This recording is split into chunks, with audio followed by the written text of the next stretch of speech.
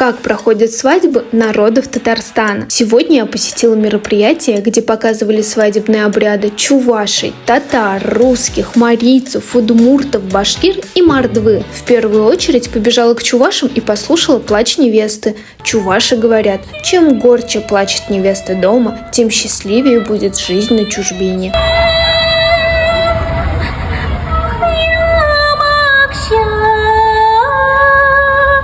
А тут свекровь снимает с невесты девичий головной убор тухья и надевает на нее уже женский хушпу. Далее я пошла на свадьбу марийцев. Вот этот зажигательный мужчина – Савуш, друг жениха. Он на этой свадьбе самый главный. Что он скажет, то и будут делать гости свадьбы. Невеста приготовила к свадьбе подушки, перины и продает их жениху, а Савуш торгуется, но все же выкупает все изделия невесты. А у татар уже второй день свадьбы. Тут гости